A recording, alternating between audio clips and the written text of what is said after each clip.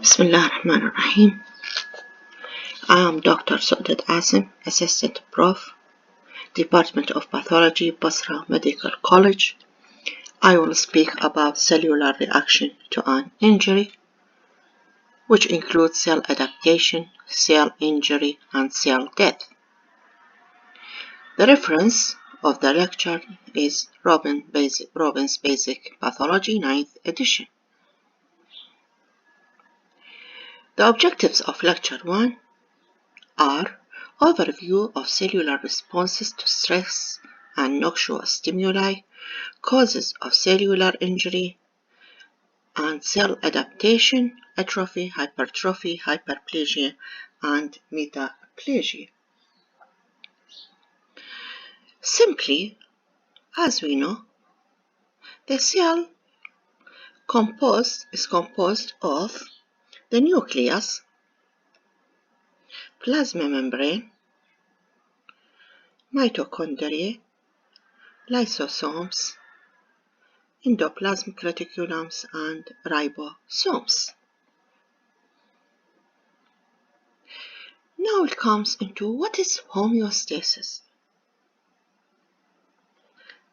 As we know, the cells are active participants in their environment, constantly adjusting their structure and function to accommodate the changing demands and extracellular stress. The cells normally maintain a steady state called homeostasis, in which the cells maintain their function and structure and can accommodate the changes in their environment.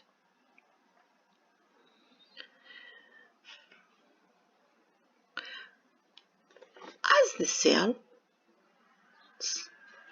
the cells encounter physiologic stress or pathological stimuli, they can undergo adaptation, achieving a new steady state and preserving viability and function. The adaptive responses are atrophy, hypertrophy, hyperplasia, and metaplasia.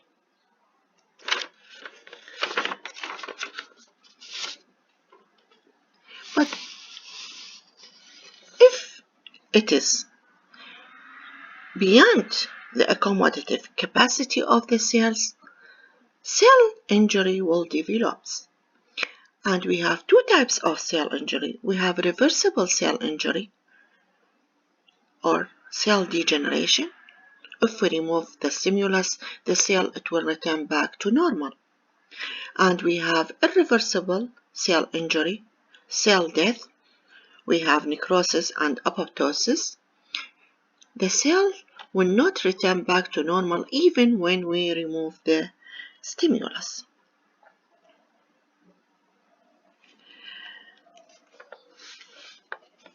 The relationship among normal, adapted, and reversibility and irreversibility of injured cells are demonstrated by the responses of the heart to different types of stress.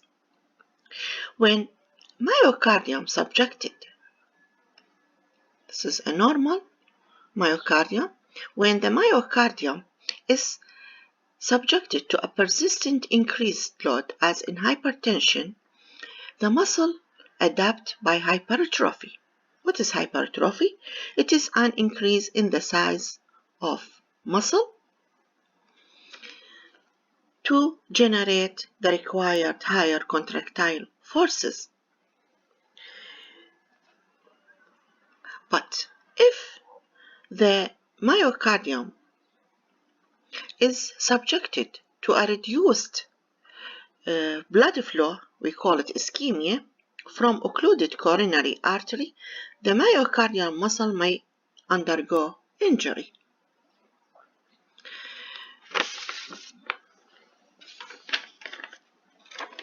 The myocardium may be reversibly injured if the stress is mild or arterial occlusion is incomplete or brief.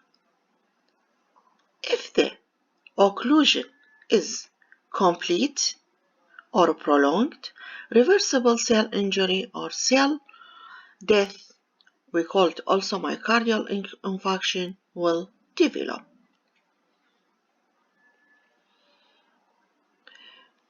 Now it comes into the causes of cell injury. Most injurious stimuli can be grouped into the following categories: hypoxia or decreased oxygenation, physical agents, chemical agents, infectious agents, immunological, genetics, nutritional, and aging. First, we will start by hypoxia or oxygen deficiency, which is the most common and important cause. Hypoxia or oxygen deficiency interfere with aerobic oxidative respiration, and it is the extremely important and common cause of cell injury and death.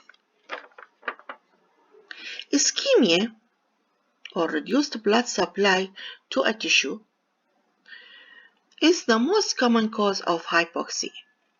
Also, it results from inadequate oxygenation of blood, example pneumonia.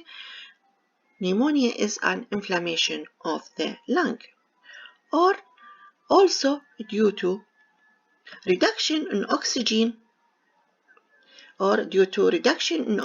carrying capacity of the blood, as in anemia.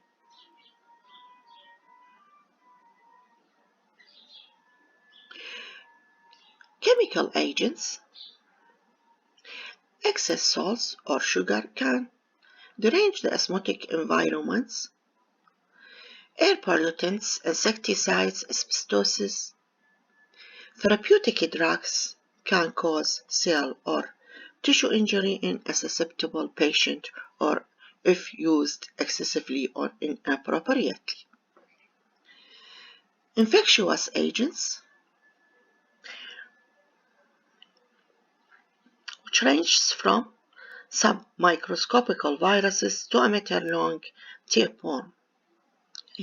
Viruses, bacteria, fungus, and parasites.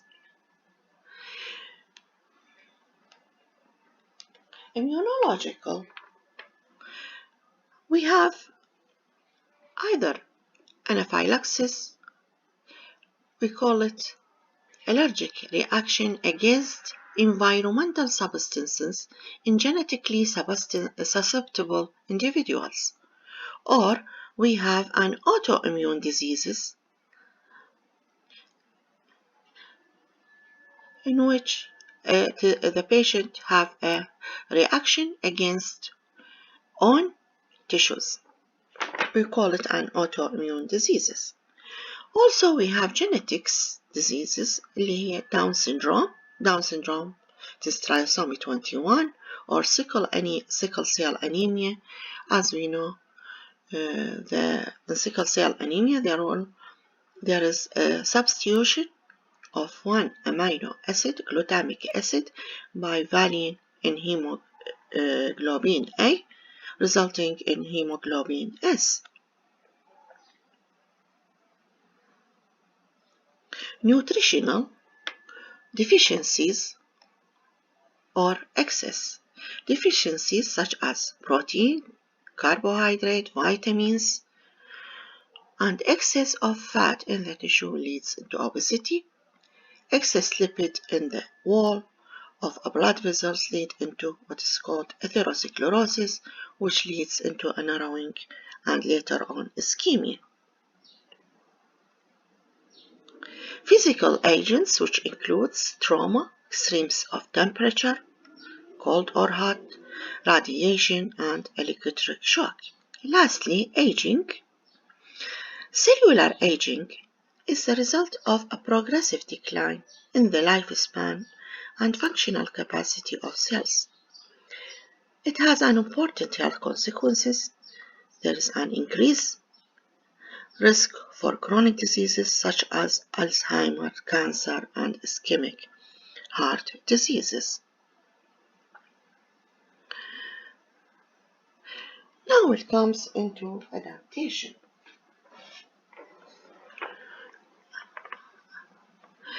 is reversible change in the number, size, phenotype, metabolic activity, or function of cells in response to changes in the environment.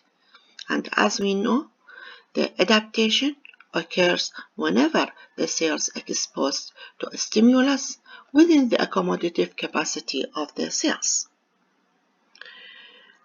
Adaptation examples will take atrophy.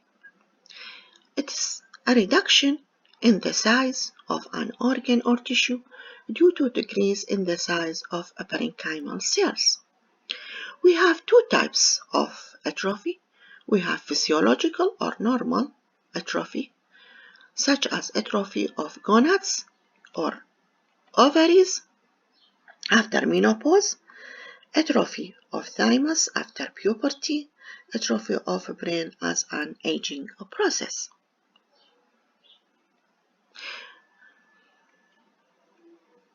We have pathological atrophy, such as starvation, in which there is a depletion of carbohydrate, fat, stores, and protein in cancer patients. Ischemia due to decreased blood supply to a tissue, such as atherosclerosis, in which there is a deposition of lipid in the wall of blood vessels. If it is, for example, on the renal artery, it will lead into a shrinkage and small kidney. If it is in the cerebral artery, it will lead into a brain atrophy. We have disuse atrophy, prolonged, diminished functional activity, example, wasting of limb muscles after fracture. We have neuropathic atrophy, damage to nerve supply, leading to wasting of the muscles, example, poliomyelitis. Post-irradiation atrophy due to chromosomal damage, which interfere with mitosis. Endocrine atrophy, hypopituitarism, which leads into atrophy of thyroid, adrenals, and gonads. We have pressure atrophy, pressure of a tumor on the adjacent tissues. And lastly, we have idiopathic or of unknown cause, example, myopathies. The second type of atrophy, we call it hypertrophy, is an increase in the size of an organ or tissue due to increase in the size of parenchymal cell. We have also physiological or normal, such as an enlarged size of skeletal muscle in athletes, and we have pathological, such as hypertrophy of cardiac muscles as a left ventricular hypertrophy in systemic hypertension, or we have compensatory hypertrophy following nephrectomy.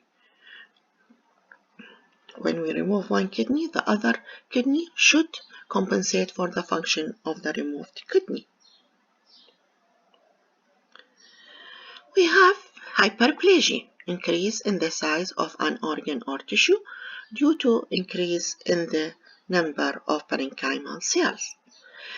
We have physiological hyperplasia, such as in a female breast at puberty, pregnancy, and lactation. We have hyperplasia or proliferative changes in the endometrium after each menstrual cycle. This is a normal physiological hyperplasia.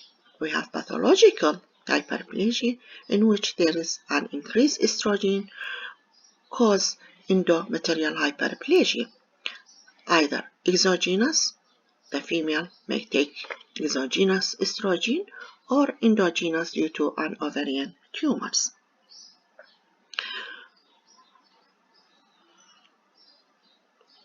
Lastly, we have metaplasia. Meta, we mean by transformation. Metaplasia is defined as reversible change in which one adult cell type, epithelial or mesenchymal, is replaced by another cell type better able to withstand the adverse environment. Often in response to chronic irritation, may result in reduced functions or increased propensity for malignant transformation.